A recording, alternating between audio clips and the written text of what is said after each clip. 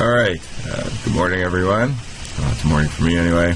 It's early, I haven't had my coffee yet. Let's see if we can do this in one take. So, welcome to one of the first videos we'll be doing of hopefully a series of videos, if this isn't horrible, of Power BI tips. So today we're talking about getting data. So, anyways, who's this guy right here? I think that's Dawson's Creek. Never watched the show. Maybe you have, maybe not. Anyway, it was pretty sad, so I picked the picture. I don't know why he's sad. I assume somebody broke up with him, probably.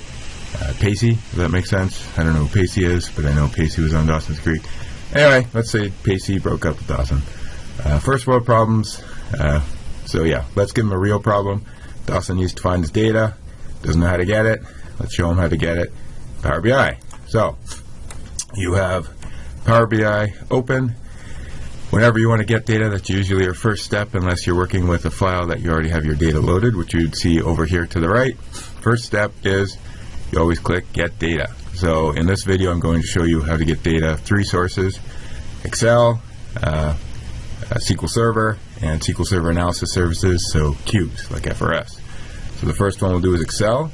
You click Get Data at the top here, and you're shown all supported data sources as of this recording for MS Power BI. If you click on the options on the left here, you just get a filter, a more kind of direct filter of what's there. I never use it. I always just keep it all. And the options I always use are always on the first page, so that's nice. There's Excel, there's SQL Server Database, and there's SQL Server Analysis Services Database that has a little cube icon here. That's how I remember whenever I'm connecting to a cube, like FRS. I use this. If I'm connecting to a SQL Server, so going to get a table, I use this from one of our servers. And Excel, this. There's also a really handy option here for folder. It's really cool. I'll show that to you in a later video. Donc, on va commencer avec Excel. Donc, cliquez sur Excel, puis vous pouvez cliquer sur Connect, et ça va vous donner une fenêtre pour trouver votre fichier Excel. Donc pour moi, je l'ai mis sur my desktop, so I'm going to click on desktop, and I have an example here, Power BI Excel. Just double click on it, et puis ça va vous montrer tous les feuilles dans votre fichier Excel. So you can click on all 3 of them. You can only click on one. I think if you click on them, it gives you a preview. I'm just going to click on one for the sake of this video. Now remember, if you click Edit, it's going to bring you in the query editor in case you need to make changes to your data. If you click Load, it'll just bring the data right into your model, and it'll keep you at the dashboard screen. So I'm going to click Load, et puis vous allez voir que les données seront téléchargées dans Power BI, votre fichier Power BI, et vous allez le voir ici, right here. Automatically brings it all in, and you can start doing visualizations with it. So as soon as we did that, it's now in our Power BI file. Now let's say I clicked Load, but instead I wanted to go and edit the data. You can always access that window by clicking on Edit Queries. If I click on Edit Queries, it's going to open a window where I can transform my data. We'll do another video on that later. But that's how you access that. I'm going to click X there. And you'll notice as you add data sources, they show up under Recent Sources here. So if you click Recent Sources, sorry the window kind of overlapped there. Right here, Recent Sources, you can see there, most recent at the top. So that's an Excel file. It's always the same way you bring it in. Now I'm going to show you how to get data from SQL Server.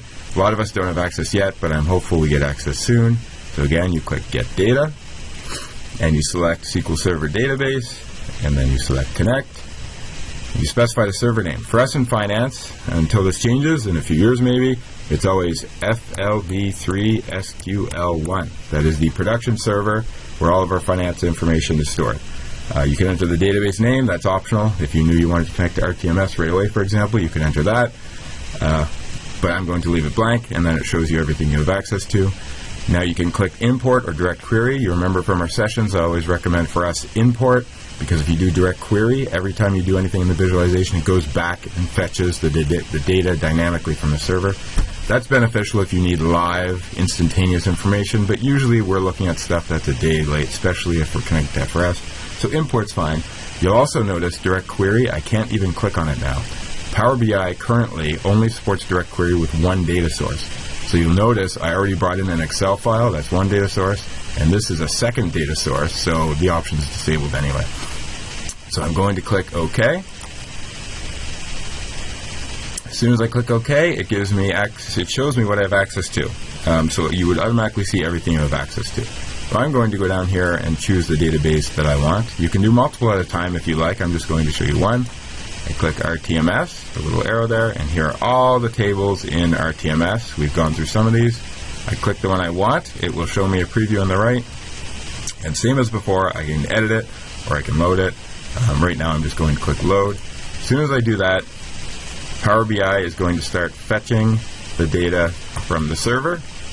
There we go. So now it's actually going to FLD3 SQL1. It's looking for the data that I specified, and it's going to download it into my Power BI file. As soon as it does that, it'll show up over here, just like my Excel sheet, and it tells you how many rows it's bringing in. So if you know your data source and it's bringing in an abnormally high amount of rows, maybe you needed to do some filtering before you brought it in, so you would have clicked edit instead of load. But here it's pretty straightforward. So you see there's allotment, and I have all the information here, and I can use it however I want. The last source I'm going to show you today is SQL Server Analysis Services, so cubes. So cliquez sur Get Data, puis vous pouvez sélectionner SQL Server Analysis Services Database. Sorry, there's not a French version of Power BI yet. Hopefully we get language package support in the future. And then you click on Connect. Puis vous allez spécifier le serveur qui est toujours FRS Cubes pour maintenant. Et même qu'avant, Database, vous pouvez laisser blank, c'est optional, et puis cliquez sur OK. Et puis vous allez voir toutes les années financières avec les cubes pour FRS. Donc je vais choisir 17-18, et puis vous allez voir toutes les cubes. Like we said in an earlier session, different FRS reports relate to different cubes, so we created a file. You can go and see that. I'm just going to go and select a program cube. Now you remember, we'll have another video on this. Whenever you're bringing in cube data, you always have to do a few things to make sure it works properly. First, you expand this little thing here under the cube you selected so that you can bring in dollars. Otherwise, you won't see any dollars anywhere in your report. Et puis vous allez sélectionner un count aussi pour qu'on puisse avoir les dépenses, le budget, tous les colonnes comme ça. If you don't select that, you'll just have budget, expenditures, everything rolling up into one cell. It won't make much sense. And then you can go select whatever else you want. If you're selecting fiscal period, you remember to keep the file small when it comes in. I always recommend you just select period unless you truly do need data down to the day. Most of us don't. So I'm going to select PE, and then I'm going to select load.